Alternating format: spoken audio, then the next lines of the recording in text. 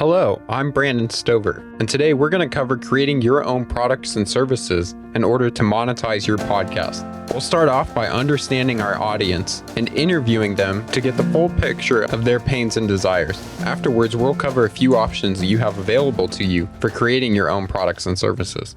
So one of the best ways to monetize a podcast is by promoting your own products and services. And I say it's one of the best for two reasons. First, the offer will certainly align with your audience, and it often speaks to them better than any paid ad for some random company. And secondly, it has the most potential earning for a podcast with a small to mid-size audience. So today, we're going to focus on listening to our audience and asking what their biggest struggle is. Because listening to your audience gives you the key insights into what their biggest struggles are and can help you guide you down the right path to creating the most valuable content possible for those who are coming to your products.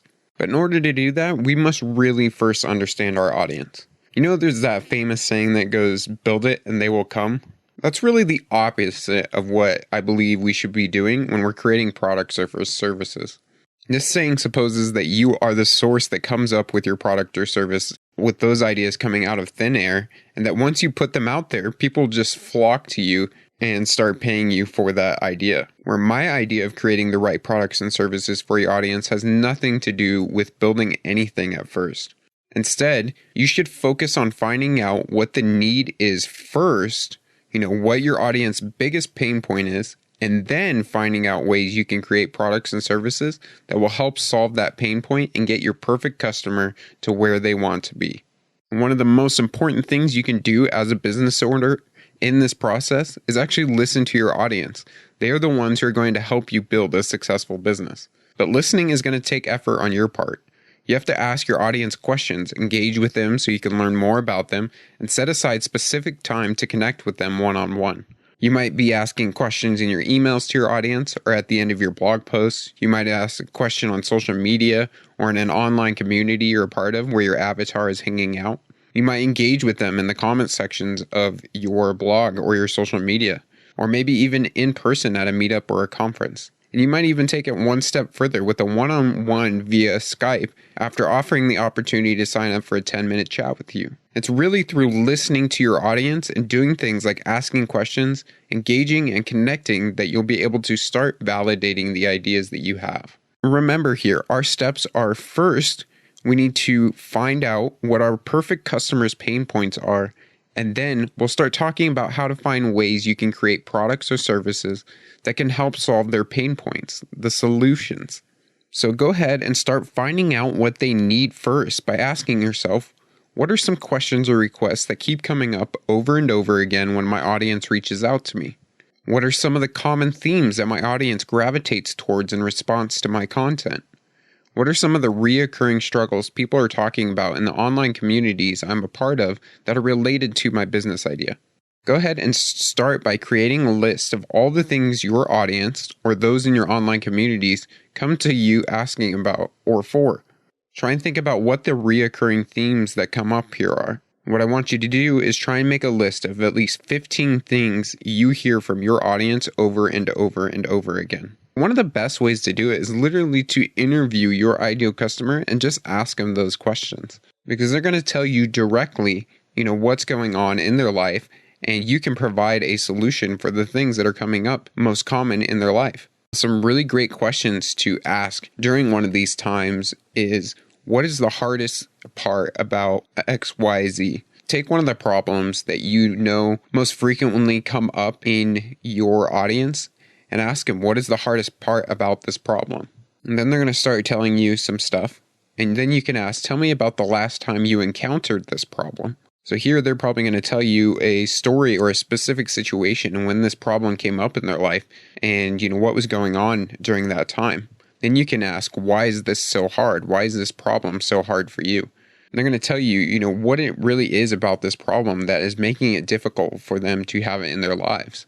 And then you can ask them, what, if anything, have you done to try and solve this problem? So most likely, if this is something that's, really going on in their life, they probably tried a bunch of different solutions, and there's going to be ones that they really liked and ones that they didn't. And what you want to know is which ones are really working and which ones aren't in their life. so that you can create a product or service that takes all the best of the best and does not take any of the worst parts. Now, if they are not already trying to solve it, if they've never tried to seek out a solution, then maybe it's just not that big of a problem for them. And it may not be a good idea to create a product to solve this solution because it's really not that big of a problem. And then the very last question you could ask them is, what don't you love about the solutions you have already tried? So again, you're finding out, what things didn't work very well, what they didn't like about it at all.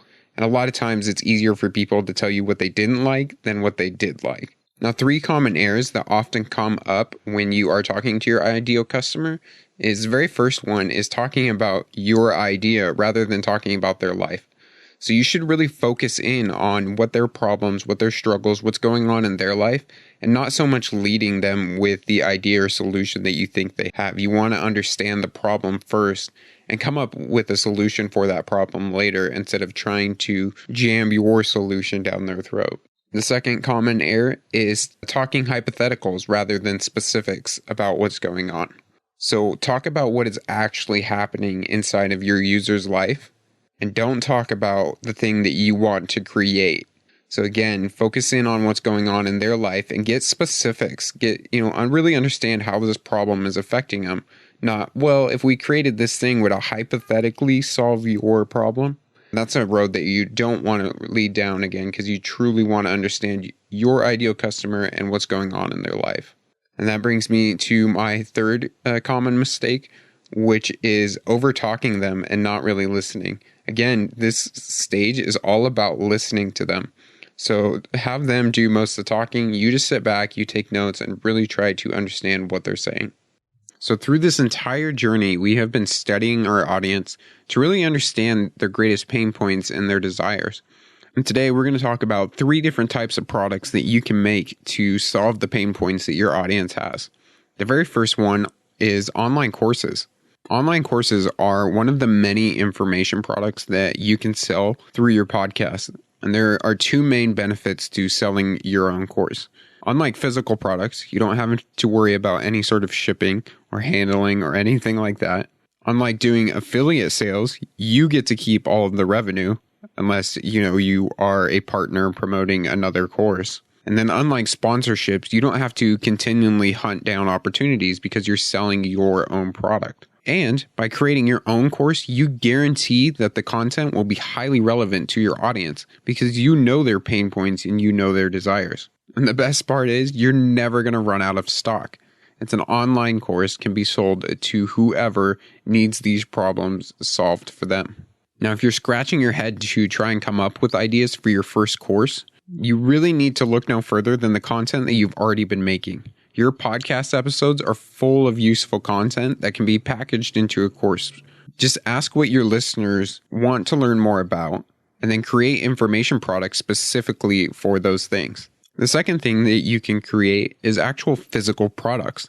So Jocko Willink, the best-selling author and host of the Jocko podcast, he actually has a ton of things that he sells alongside his podcast, from t-shirts, sweatshirts, athletic wear, hats, patches, stickers, tea, mugs, pretty much everything under the sun. Now, if you're building a strong brand tied to you and your podcast, this may be a really great way to sell things to your audience. Now, if you decide to go this route, keep in mind that selling physical products involves quite a few extra steps. So you're going to need to have payment processors like Stripe. You need to have SSL certificates on your website to encrypt against website hackers. You might need to have a reseller license and a tax ID. And you're going to need some sort of e-commerce software like Shopify or WooCommerce. And you're going to have to deal with all of the shipping logistics of actually getting the product to your audience. So if you do go this route, be ready for your life to get a little more complicated, at least for a little while, as you iron out the kinks in your order fulfillment process. The third type of product that you can make is actually making an app or a piece of software. So depending on your niche, selling an app or another piece of software may work well with your business model. An example of this is Elise Escobar, who hosts the Elise's Yoga Class Live and Unplugged, where she guides listeners through free yoga classes. If her listeners want video instruction, they can get it in the App Store for only $3.99. And the app gives subscribers access to over 70 yoga classes with PDFs and outlines of the flow of each of the classes she goes over in her podcast. Another example is Mike Azowine, the co-host of Manager Tools podcast. Instead of charging his listeners or pursuing sponsorships, he has several products available on his website, including a behavioral profile instrument. And the tool actually helps subscribers improve their communication skills by exposing their natural social tendencies.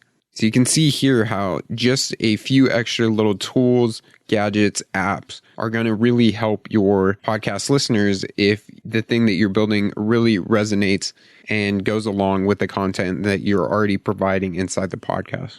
Now, you may not be a coder or somebody that can build an app, and there are plenty of places that you can go online and you can hire somebody for pretty cheap to actually build one of these apps because they don't need to be super robust. They need to solve the one pain point that your listeners actually have. So don't count these ones out. They are just as much available to you as, say, online courses or physical products.